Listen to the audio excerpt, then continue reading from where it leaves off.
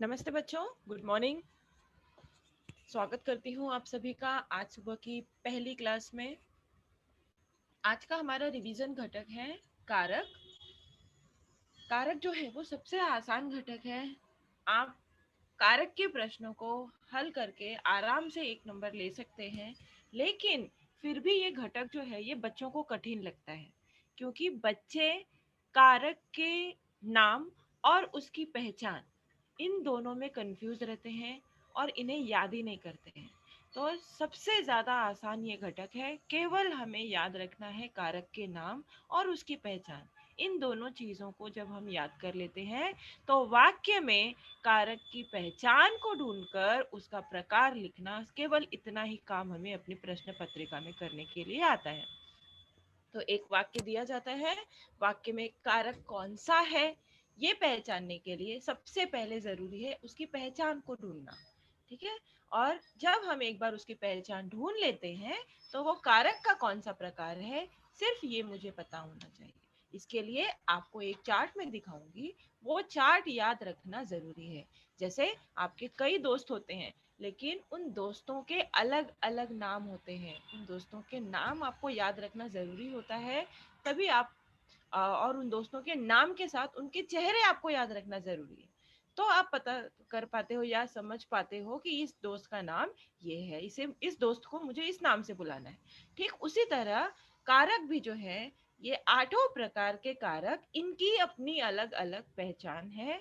उस पहचान को अगर हम याद रख लेते हैं, अपने दिमाग में फिट कर लेते हैं, तो कारक से संबंधित ये प्रश्न हम आसानी से हल कर सकते हैं। तो हालांकि इस कारक का जो घटक है वो हम पहले ही पढ़ चुके हैं, आज की क्लास में हम एक बार फिर से इसका रिवीजन करेंगे, ताकि कारक से संबंधित जो भी प्रश्न आए उसे हम आसानी से हल कर सकें। तो आइए चलते हैं हम अपने आज के रिवीजन घटक की ओर, जिसका नाम है कारक।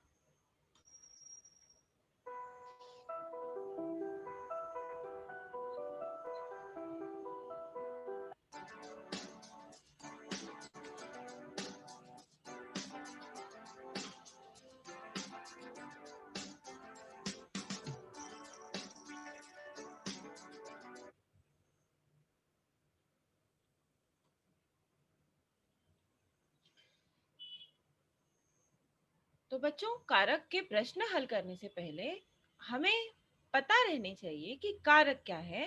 तो सबसे पहले हम देखेंगे कारक की परिभाषा, उसके भेद यानी कितने प्रकार के कारक होते हैं, और फिर हम हल करेंगे उसके कुछ उदाहरण। सबसे पहले कारक होता क्या है। तो कारक शब्द का अर्थ होता है क्रिया को करने वाला। जब क्रिया को करने में कोई न कोई अपनी भूमिका निभाता है, उसे कारक कहते हैं। वाक्य में, हर एक वाक्य में एक क्रिया होती है। ये हमने जब प्रेरणार्थक क्रिया का ग्रामर पढ़ा तो उस घटक में हमने पढ़ा था कि कोई भी वाक्य बिना क्रिया के पूर्ण नहीं होता। हर एक वाक्य में एक क्रिया की आवश्यकता होती है। तो उसी तरह से जब जो क्रियाएं हैं वो 2 प्रकार की होती हैं, एक अपने आप घटित होने वाली, और दूसरी जिसे करने के लिए किसी कर्ता की या किसी को करने की आवश्यकता होती है। तो ये जो दूसरे प्रकार के वाक्य हैं, क्रिया को करने के लिए जब दूसरों की आवश्यकता होती है, तो वहीं पर क्रिया को करने वाला जो है वो क्या कहलाता है, कारक। जब क्रिया को करने में कोई ना कोई अपनी भूमिका निभाता है, उसे कारक कहते हैं। अर्थात संज्ञा और सर्वनाम का क्रिया के साथ संबंध बताने वाले निशानों को कारक कहते हैं। ठीक है। क्रिया को करने वाला जो है वो कर्ता होता है। कर्ता जो है वो क्रिया को संपन्न करता है। कार्य जो हो रहा है उसे हम क्रिया कहते हैं। लेकिन क्रिया और कर्ता के बीच में कर्ता कौन हो सकता है, या तो कोई संज्ञा का शब्द हो सकता है, यानी कोई नाम हो सकता है, या सर्वनाम हो सकता है। तो कर्ता जिस क्रिया को करता है, क्रिया और कर्ता के बीच ये जो शब्द होते हैं, छोटे छोटे जो निशान होते हैं, उन्हें हम कहते हैं कारक। विभक्ति या परसर्ग, अब ये क्या होते हैं? तो जिन प्रत्ययों की वजह से कारक की स्थिति का बोध हो उसे विभक्ति या परसर्ग कहते हैं। कारक की स्थिति, कारक किस स्थिति में है, कहाँ पर है, जिन शब्दों की वजह से, जिन प्रत्ययों की वजह से हमें ये पता चलता है उसे हम कहते हैं विभक्ति या फिर परसर्ग। इन दोनों नामों से हम उसे जानते हैं। ठीक है, तो कारक क्या होता है? सबसे आसान, कर्ता के माध्यम से कार्य को किया जाता है, यानी कोई भी क्रिया कर्ता के द्वारा संपन्न होती है। लेकिन कर्ता और क्रिया के बीच के जो शब्द होते हैं, जो कर्ता की तरफ इशारा करते हैं कि इस कर्ता के द्वारा ये कार्य किया जा रहा है, तो उन्हीं शब्दों को हम कारक कहते हैं। कारक के उदाहरण जैसे आप देखेंगे, तो पहला उदाहरण है, राम ने रावण को बाण मारा, रोहन ने पत्र लिखा, मोहन ने कुत्ते को डंडे से मारा। ठीक है, अब यहाँ पर क्रिया भी है। पहले वाक्य में क्रिया क्या है? बाण मारना। दूसरे वाक्य में लिखना। तीसरे वाक्य में फिर से मारना। तो ये जो क्रियाएं हैं ये किसी न किसी कर्ता के द्वारा संपन्न हो रही है। पहले वाक्य में कर्ता है राम, दूसरे वाक्य में कर्ता है रोहन, और तीसरे वाक्य में कर्ता है मोहन। तो इन तीनों के माध्यम से तीनों वाक्य की जो क्रियाएं हैं वो संपन्न हो रही है। लेकिन कर्ता की तरफ इशारा करने वाले शब्द जो है वो कौन से हैं? ने, को, से। ये सारे शब्द जो हैं वो कर्ता की तरफ, साथ ही कर्ता के कार्य की स्थिति की तरफ, यानी कर्ता जो है वो कार्य को किस तरह से कर रहा है, कैसे कर रहा है, इस स्थितियों की तरफ भी इशारा करते हैं। तो ये सारे शब्द क्या कहलाते हैं? कारक। जैसे जो तीनों वाक्य हमने देखे वहां पर ने, को, से शब्दों ने वाक्य में आए शब्दों का संबंध क्रिया से जोड़ दिया है। वाक्य में जितने भी नाम या सर्वनाम आए हैं उन्हें इन शब्दों ने, को, से, इन शब्दों ने क्रिया के साथ, जो हमारी क्रिया है मारा, लिखा, मारा, इस क्रिया के साथ वाक्य का संबंध जो है वो जोड़ा है। यदि ये शब्द ना हो तो शब्दों का क्रिया के साथ तथा आपस में कोई संबंध नहीं होगा, संबंध ही नहीं पता चलेगा। आप एक वाक्य से ने, को, इन छोटे छोटे शब्दों को निकाल के देखिए तो वाक्य क्या बन जाता है?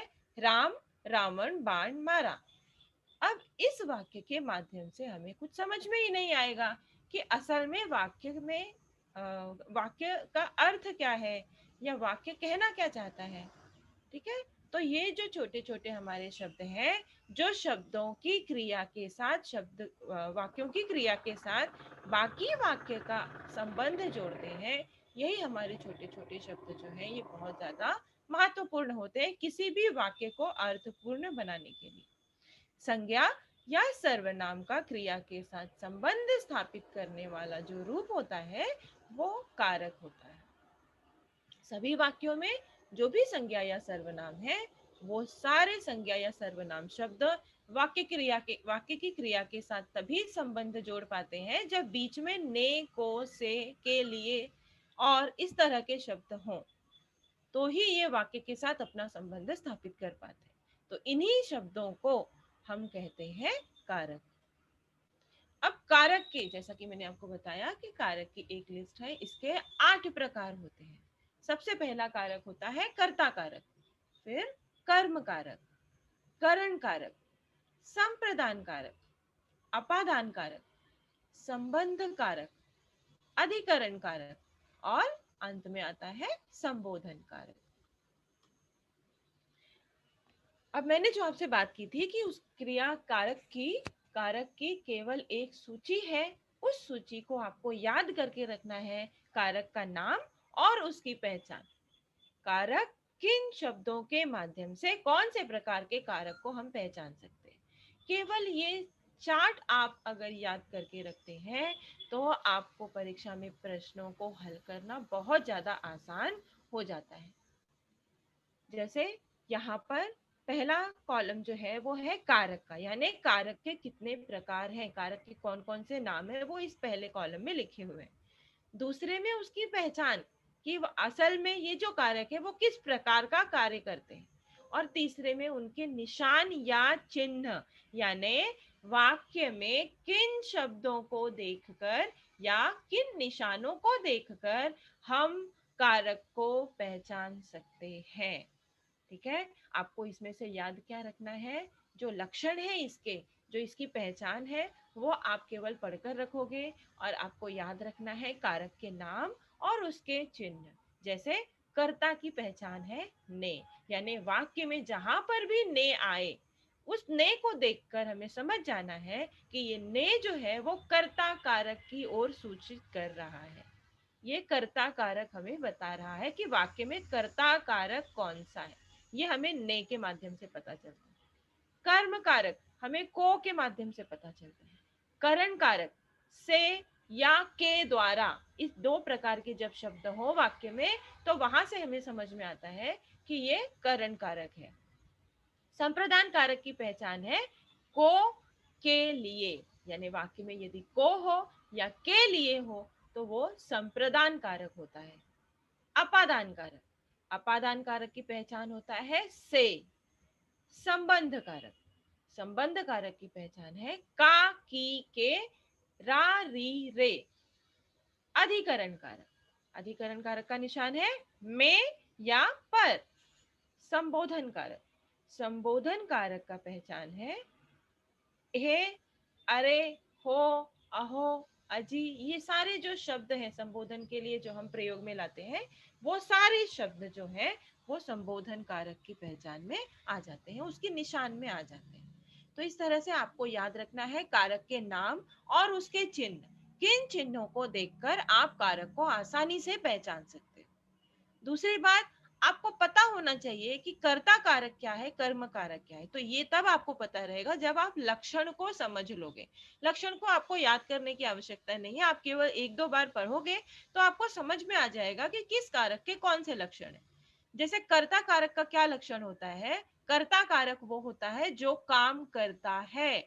वाक्य में जिस नाम या सर्वनाम से हमें पता चलता है कि ये व्यक्ति कार्य कर रहा है या इस शब्द के द्वारा कार्य किया जा रहा है, वो होता है कर्ता कारक, यानी जो काम करे वो कर्ता कारक। जिस पर क्रिया का फल पड़े, वाक्य में जो क्रिया हो रही है उसका फल जिस शब्द पर पड़ता है वो होता है कर्म कारक।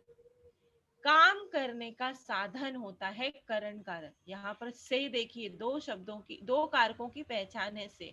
एक करण कारक, करण कारक की भी पहचान है से, सॉरी निशान है से। और संप्रदान कारक का भी निशान है, सॉरी अपादान कारक का भी निशान है से। तो इन दोनों ही कारकों का निशान जो है वो से है। तो अब इनमें हम फर्क कैसे करेंगे, तो करण कारक जो है उसका जो से है वो काम करने का साधन है। यानी इस से के माध्यम से हमें पता चलता है कि संज्ञा या सर्वनाम जो है वो वाक्य में किसी साधन का प्रयोग कर रहा है कार्य को करने के लिए। और अपादान का जो से है वो हमें सूचित करता है किसी वस्तु के अलगाव की स्थिति को, जिससे कोई वस्तु अलग हो, अलगाव आए, तो वो हमें बताता है अपादान कारक वाला से। तो ये फर्क केवल आपको याद रखना है। अगला है संप्रदान।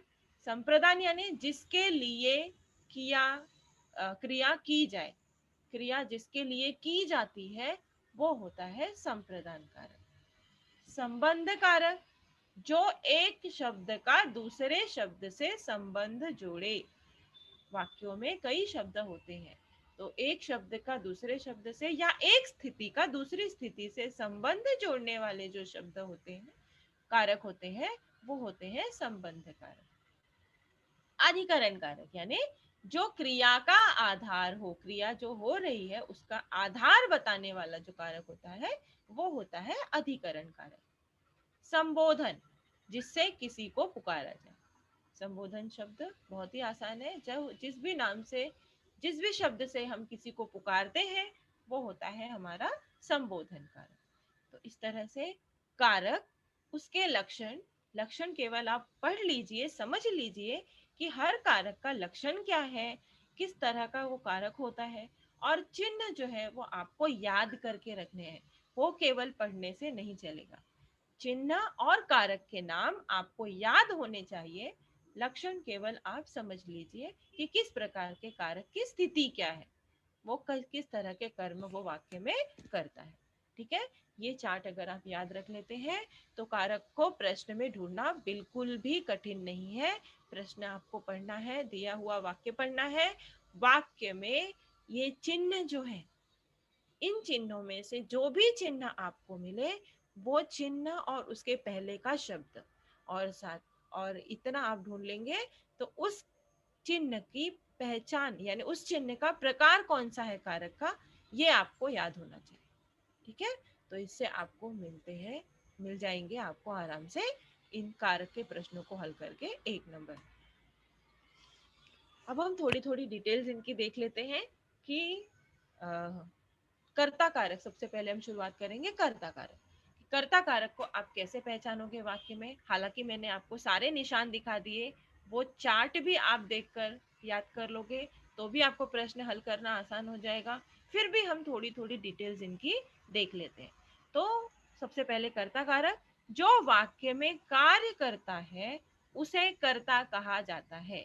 ये क्रिया पढ़ाने के दौरान भी मैंने आपको बताया था कि हर वाक्य में एक क्रिया होती है और क्रिया को करने वाला कर्ता होता है। तो वाक्य में जो कार्य करता है उसे हम कर्ता कहते हैं, अर्थात वाक्य के जिस रूप से क्रिया को करने वाले का पता चले उसे कर्ता कहते हैं। कर्ता कारक की विभक्ति ने होती है, ये हमने चार्ट में देखा। कर्ता कारक की पहचान क्या है, ने। कर्ता स्वतंत्र होता है, कर्ता कारक में ने विभक्ति का लोप भी होता है। अब कई बार, सबसे पहले हमने क्या पहचान देखी कर्ता कारक की, ने विभक्ति या ने शब्द या ने चिन्ह के माध्यम से हम पहचान सकते हैं कि वाक्य में कर्ता कारक कौन सा है।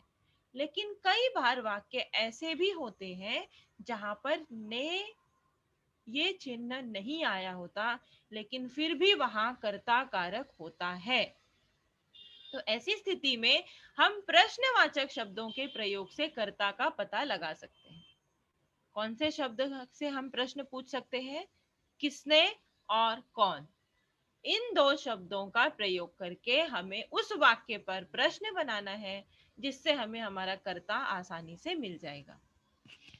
जिन वाक्यों में ने है उन वाक्यों के लिए किसने, इस शब्द से प्रश्न बनाना है। लेकिन जहां ने है वहां हमें प्रश्न बनाने की आवश्यकता ही नहीं, ने के पहले का जो शब्द है वही हमारा कर्ता कारक है, इतना हमें पता है, तो वहां हमें प्रश्न बनाने की आवश्यकता ही नहीं।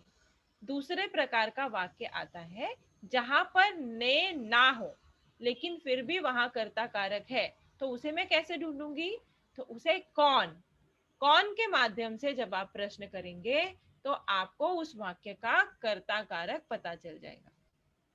जैसे इस सारे उदाहरण में जो 3 वाक्य हैं, राम ने पत्र लिखा, रमेश ने आम खाया, अध्यापक ने विद्यार्थियों को पढ़ाया, इन तीनों उदाहरण में ने मौजूद है। और ने किस कारक की पहचान है, कर्ता कारक, यानी ने के पहले का जो शब्द है वो है कर्ता कारक। तो पहले वाक्य में ने के पहले का शब्द है राम, दूसरे वाक्य में ने के पहले का शब्द है रमेश, तीसरे वाक्य में ने के पहले का शब्द है अध्यापक। तो इन तीनों वाक्यों में राम, रमेश और अध्यापक ये तीनों कर्ता कारक हैं। यहाँ हम ने के माध्यम से कर्ता कारक को आसानी से ढूंढ सकते हैं। लेकिन बाकी के जो 2 वाक्य आप देखोगे, मोहन घर आ गया और घोड़ा दौड़ता है, इन दोनों वाक्यों में ने नहीं है, ने चिन्ह का प्रयोग नहीं किया गया है। तो ऐसी स्थिति में हम कर्ता कारक को कैसे ढूंढेंगे, तो आपको पता है जो कार्य करता है वो करता है, इसके माध्यम से आप ढूंढ सकते हैं। फिर भी अगर आप नहीं ढूंढ पा रहे हैं तो अभी मैंने क्या बताया, हमें इस वाक्य पर एक प्रश्न बनाना है कौन शब्द का प्रयोग करके। तो हमने प्रश्न हम तीसरे वाक्य के लिए प्रश्न बनाते हैं, कौन घर आ गया। अब इसका उत्तर क्या मिलेगा, मोहन। तो यहाँ पर हमारा कर्ता कारक कौन है, मोहन। और आखिरी वाक्य में कौन दौड़ता है, अब इसका उत्तर क्या मिलेगा हमें, घोड़ा। तो यहाँ पर हमारा कर्ता कारक है घोड़ा। ठीक है, तो इस तरह से जिन वाक्यों में ने दिया हो, केवल ने को देखकर हम कर्ता कारक का पता लगा सकते हैं। जिन वाक्यों में ने ना दिया गया हो, ने चिन्ह का प्रयोग ना हुआ हो, वहां पर कौन शब्द का प्रयोग करके वाक्य पर प्रश्न बनाकर हम अपना कर्ता कारक पता कर सकते हैं।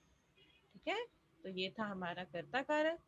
दूसरा प्रकार है कारक का कर्म कारक। जिस संज्ञा या सर्वनाम पर क्रिया का प्रभाव पड़े उसे कर्म कारक कहते हैं। यानी वाक्य में जो क्रिया हो रही है उसका प्रभाव जिस पर पड़ता है उसे हम कर्म कारक कहते हैं।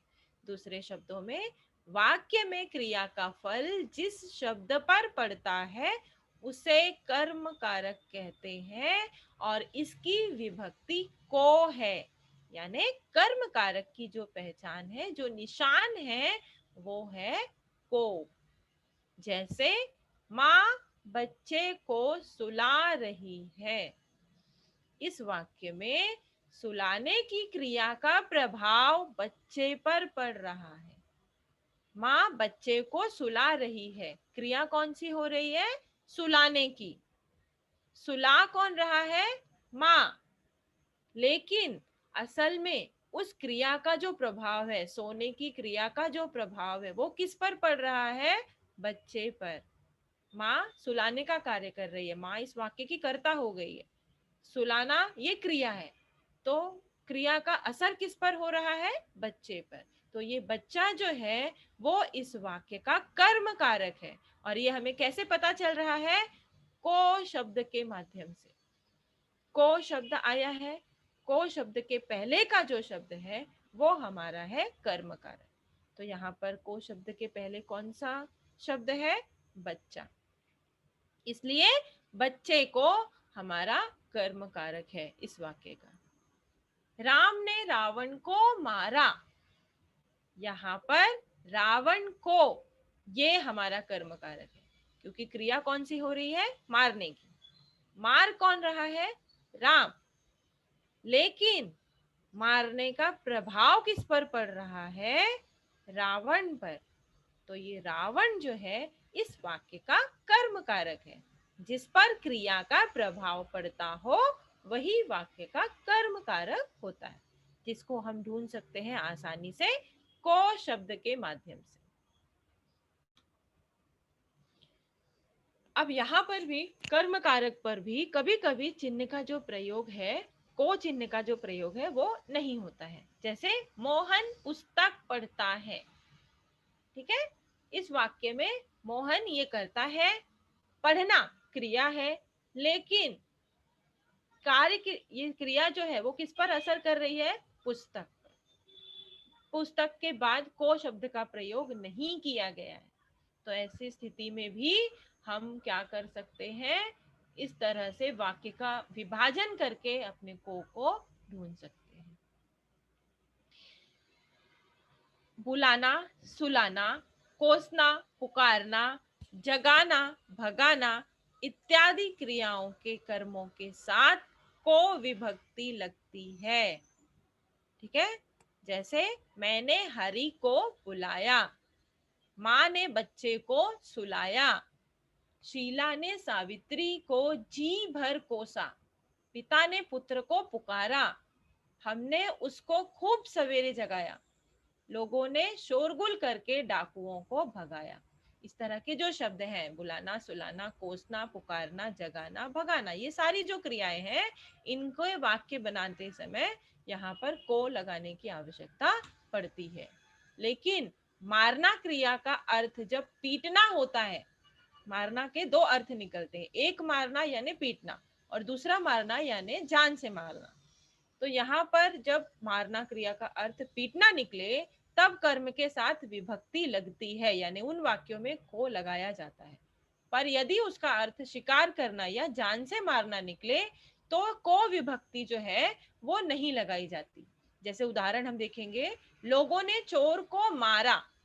ठीक है, यहाँ पर मारा का जो अर्थ है वो पीटा के भाव में निकल रहा है, इसलिए यहाँ पर को विभक्ति लगाई गई है।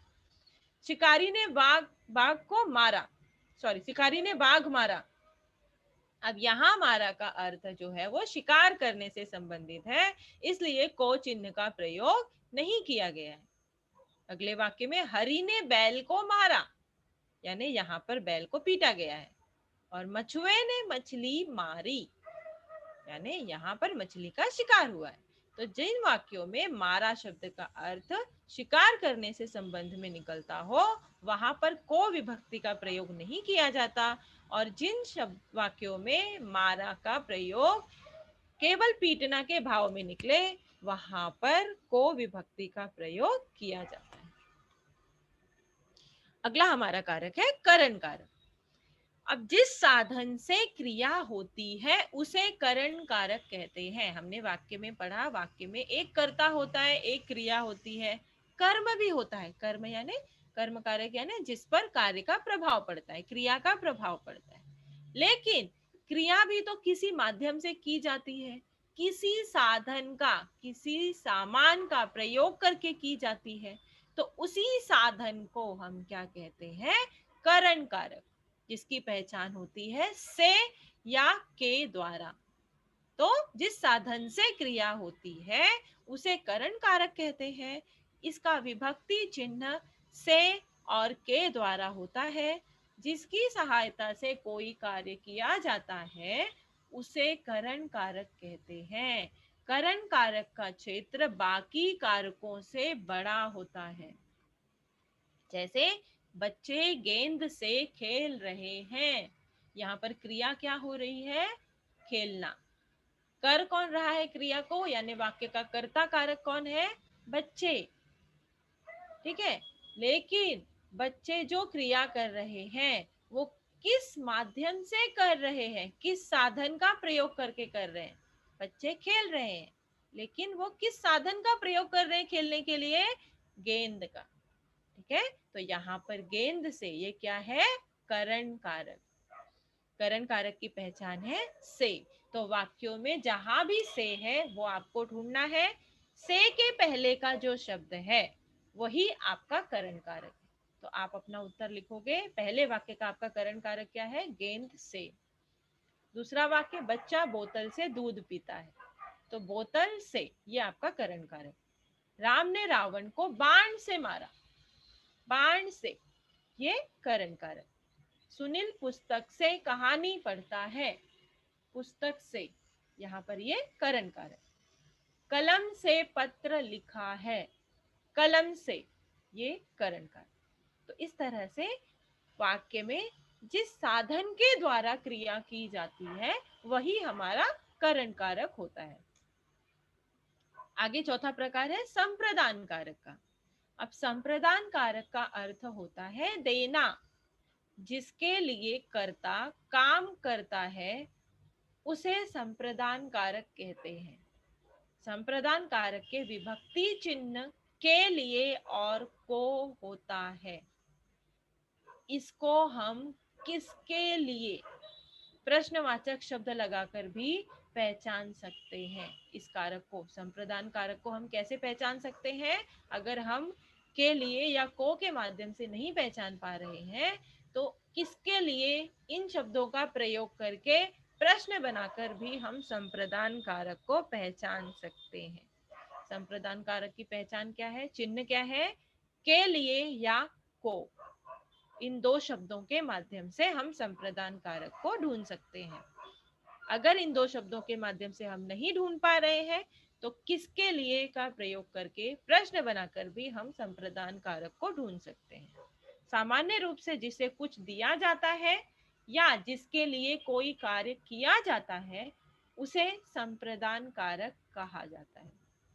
जैसे गरीबों को खाना दो, यहाँ पर संप्रदान का अर्थ हमने देखा देने से संबंधित। तो जिस वाक्य का भाव निकले देने से संबंधित, वहां पर जो को होता है या के लिए होता है वो संप्रदान कारक को बताता है। तो गरीबों को खाना दो, यहाँ को आया है। इस को के माध्यम से क्या पता चल रहा है कि खाना किसे देना है, किसके लिए खाना देना है, गरीबों के लिए। ठीक है, तो गरीबों को खाना दो, किसको खाना दो, गरीबों को, ये हमारा संप्रदान कारक। मेरे लिए दूध लेकर आओ, किसके लिए दूध लाना है, मेरे लिए। ठीक है, ये संप्रदान कारक। माँ बेटे के लिए सेब लाई, अमन ने शाम को गाड़ी दी, मैं सूरज के लिए चाय बना रहा हूं। यानी किसी के लिए कार्य को जब करने का बोध होता है तो वहां पर वो संप्रदान कारक होता है। संप्रदान कारक की पहचान होती है को या के लिए। और इन दो शब्दों के माध्यम से भी अगर आप नहीं ढूंढ पा रहे हैं तो किसके लिए शब्द का प्रयोग करके प्रश्न बनाइए वाक्य पर आधारित, और आपको जो उत्तर मिलेगा वही उस वाक्य का संप्रदान कारक होगा। ठीक है, आगे है अपादान कारक।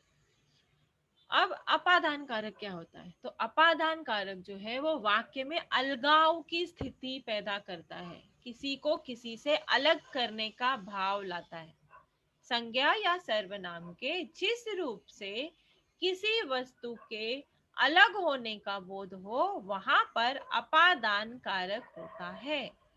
दूसरे शब्दों में संज्ञा या सर्वनाम के जिस रूप से अलग होना, उत्पन्न होना, डरना, दूरी, लजाना या तुलना करना आदि का पता चलता है, उसे हम अपादान कारक कहते हैं। इसका विभक्ति चिन्ह भी से है। करण कारक का भी विभक्ति चिन्ह से था और अपादान कारक का भी विभक्ति चिन्ह से है, लेकिन अंतर मैंने दोनों का बताया आपको।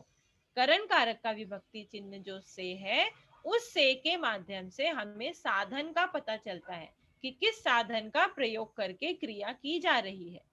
लेकिन अपादान कारक का जो से है, उस से के माध्यम से हमें स्थितियों का बोध होता है। किस प्रकार की स्थितियां, अलग होने की स्थिति, उत्पन्न होने की स्थिति, डरना, दूरी, लजाना या तुलना करने की स्थिति। इस प्रकार की स्थितियों का बोध जिस से के माध्यम से हो, उस से का कारक होता है अपादान कारक। ठीक है, इसकी पहचान किससे, जैसे प्रश्नवाचक शब्द से भी की जा सकती है। किससे शब्द का प्रयोग करके आप वाक्य पर आधारित जो प्रश्न बनाएंगे उसका जो उत्तर मिलेगा वो भी आपका अपादान कारक हो सकता है। ठीक है, जैसे पेड़ से आम गिरा, यहाँ आम जो है वो पेड़ से अलग हो रहा है, यहाँ इस से के माध्यम से हमें ये पता चल रहा है। दूसरा, हाथ से छड़ी गिर गई, अब इस से के माध्यम से हाथ से छड़ी जो है वो अलग हो रही है। सुरेश शेर से डरता है, अब यहाँ डर का भाव पैदा हो रहा है, डर के भाव की वजह से सुरेश जो है वो शेर से दूर ही रहेगा। गंगा हिमालय से निकलती है, गंगा जो है वो हिमालय से अलग हो रही है इससे के माध्यम से। लड़का छत से गिरा। ठीक है, तो यहाँ इन सभी वाक्यों में जो से आया है उस से के माध्यम से वाक्य के संज्ञा या सर्वनाम का बाकी के वाक्यों से अलगाव की स्थिति आती है, दूरी की स्थिति आती। तो इस से का जो कारक है वो है अपादान कारक। ठीक है, और जो हमने करण कारक में से देखा वो से किसी साधन के रूप में प्रयोग होता है। कारक का हमारा छठा प्रकार है संबंध कारक। संबंध कारक क्या होता है, संज्ञा या सर्वनाम के जिस रूप की वजह से एक वस्तु की दूसरे वस्तु से संबंध पता चले उसे संबंध कारक कहते हैं। यानी वाक्य में जो भी संज्ञा या सर्वनाम है उसका किसी दूसरी वस्तु से जो संबंध बताने वाले शब्द होते हैं वो होते हैं संबंध कारक। और इसकी पहचान या उसके विभक्ति चिन्ह क्या है, निशान क्या है इसके, तो का, की, के, रा, री, रे, ये इसके चिन्ह है या निशान है। इसकी विभक्तियां जो है वो संज्ञा, लिंग और वचन के अनुसार बदल जाती है। वाक्य में जब लिंग संज्ञा संज्ञा का जो लिंग या वचन आए उसके अनुसार इसकी विभक्तियां जो है वो बदलती रहती है। यानी किसी वाक्य में का रहेगा, किसी वाक्य में के, किसी वाक्य में की, वो उसके लिंग और वचन पर निर्भर करते हैं। जैसे सीतापुर मोहन का गांव है, यहाँ पर मोहन एक वचन है, केवल एक बच्चा है, इसलिए मोहन के लिए का शब्द का प्रयोग हुआ है। तो सीतापुर मोहन का गांव है, यहाँ सीतापुर और मोहन का संबंध बताया जा रहा है। किस शब्द के माध्यम से? का शब्द के माध्यम से। दूसरे वाक्य में सेना के जवान आ रहे हैं, यहाँ सेना और जवान का संबंध बताया गया है। किस शब्द के माध्यम से? के शब्द के माध्यम से। यह सुरेश का भाई है, सुरेश और यह इन दोनों शब्दों का संबंध बताया गया है का के माध्यम से। उसी तरह यह सुनील की किताब है, राम का लड़का, श्याम की लड़की, गीता के बच्चे। ठीक है, तो इस तरह से ये का, की, के या रा, री, रे जो शब्द है या जो निशान है वो वाक्य में लिंग, वचन या संज्ञा के आधार पर प्रयोग में लाए जाते हैं। और इन्हीं निशानों को देखकर हम बता सकते हैं कि वाक्य में संबंध कारक कौन सा है। ठीक है, तो जो भी आपका निशान है उस निशान के पहले वाला शब्द जो है वो आपका कारक होता है। ये बात आप हमेशा ध्यान में रखो। चाहे कोई भी प्रकार का कारक हो, जो भी मेरा निशान है, चाहे वो से है, ने है, को है, के लिए है, का, के, की, रा, री, रे, इन सारे निशानों के पहले का जो शब्द है वही उस शब्द का, वही उस वाक्य का कारक है। अगला है हमारा अधिकरण कारक। अधिकरण का अर्थ होता है आधार या आश्रय। संज्ञा के जिस रूप की वजह से क्रिया के आधार का बोध हो उसे अधिकरण कारक कहते हैं। इसकी विभक्ति में और पर होती है। भीतर, अंदर, ऊपर, बीच आदि शब्दों का प्रयोग इस कारक में किया जाता है। इसकी पहचान किस में, किस पर, किस पे आदि प्रश्नवाचक शब्द लगाकर भी की जा सकती है। कहीं कहीं पर विभक्तियों का लोप होता है तो उनकी जगह पर किनारे, आश्रय, दिनों, यहाँ, वहाँ, समय आदि पदों का प्रयोग किया जाता है। कभी कभी में के अर्थ में पर और पर के अर्थ में लगा दिया जाता है। ठीक है, तो ये हमारा अधिकरण कारक। अधिकरण कारक का सामान्य सा अर्थ है किसी को आधार या आश्रय देना। इसकी पहचान है में या पर। इस विभक्ति के माध्यम से हम अधिकरण कारक को वाक्य में से ढूंढ सकते हैं। नहीं ढूंढ पा रहे हैं यदि में और पर के माध्यम से, या फिर यदि वाक्य में या पर नहीं है तो वहां पर हम किस में, किस पर या किस पे इस शब्द के माध्यम से प्रश्न बनाकर भी अधिकरण कारक को ढूंढ सकते हैं। जैसे हरि घर में है, यहाँ पर में शब्द का प्रयोग हुआ है, तो में के पहले का जो शब्द है वो हमारा है अधिकरण कारक। यानी पहले वाक्य में घर में, ये अधिकरण कारक। पुस्तक मेज पर रखी है, यह पुस्तक मेज पर है, तो मेज पर ये अधिकरण कारक। पानी में मछली रहती है, पानी में, यहाँ पर अधिकरण कारक। फ्रिज में सेब रखा है, फ्रिज में, अधिकरण कारक। कमरे के अंदर क्या है।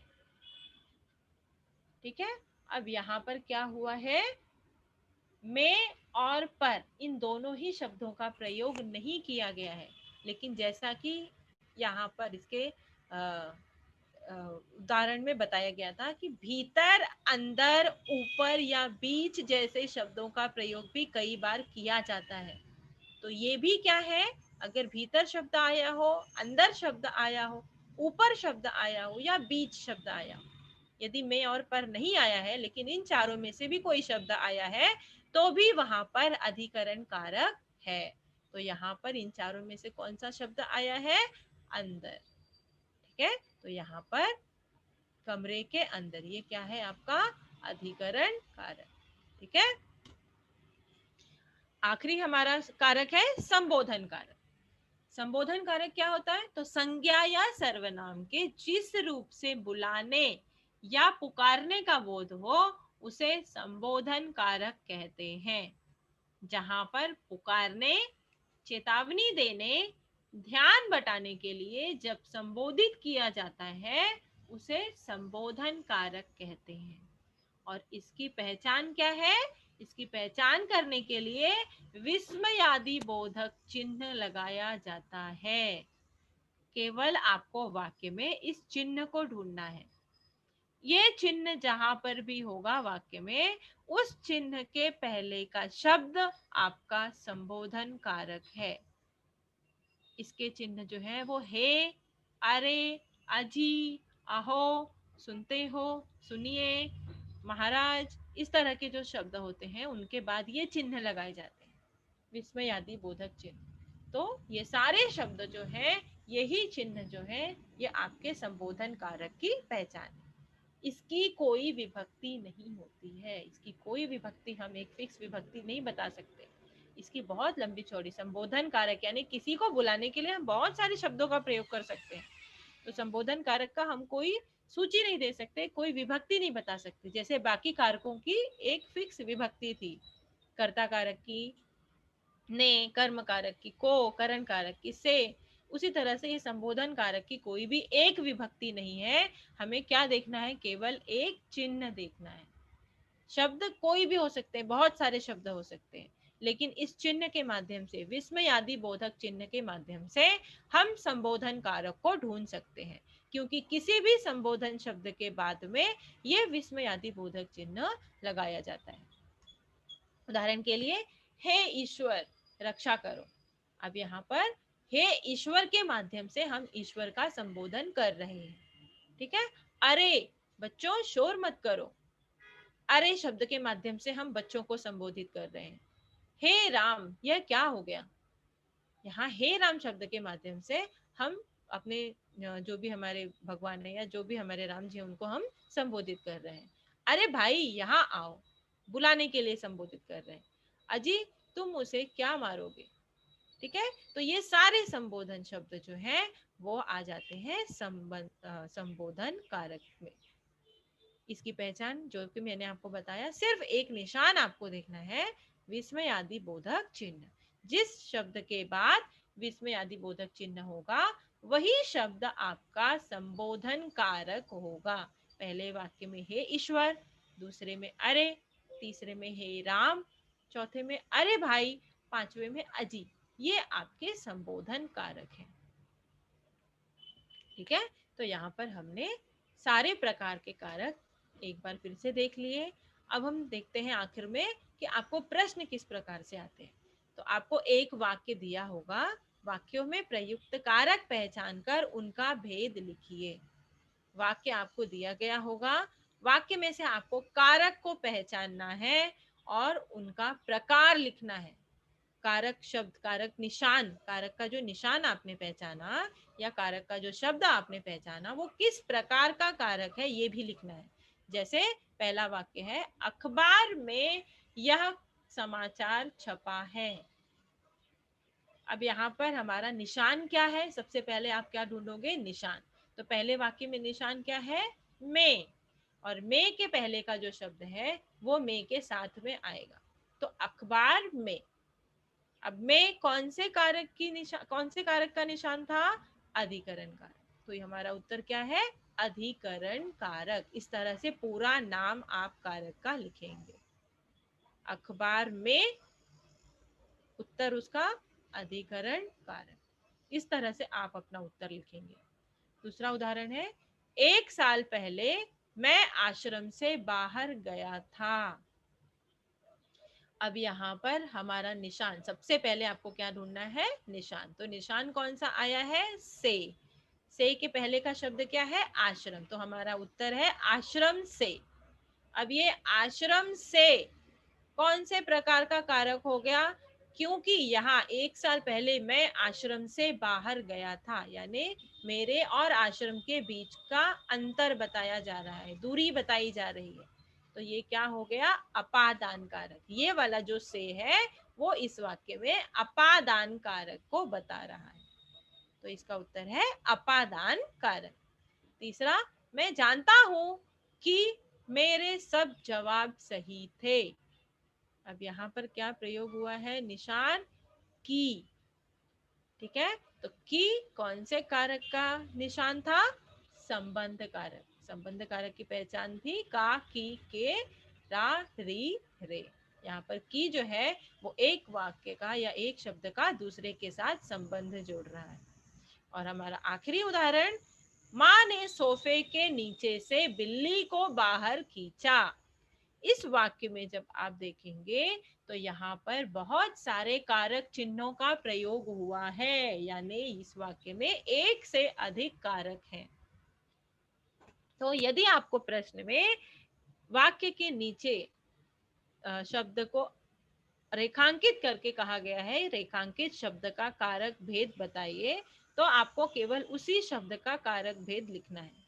यदि आपके वाक्य में किसी भी शब्द को रेखांकित नहीं किया गया है, तो इस तरह से जब आपको वाक्य में एक से अधिक कारक मिल रहे हैं तो आप सारे कारकों को लिख दीजिए। यदि कोई गलत होगा तो दूसरे पे आपको सही नंबर मिल जाएंगे। जैसे चौथे प्रश्न में सबसे पहला कारक क्या आया है, ने चिन्ह आया है। ने के माध्यम से कौन सा कारक आता है, माँ ने। ये कौन सा कारक है, कर्ता कारक।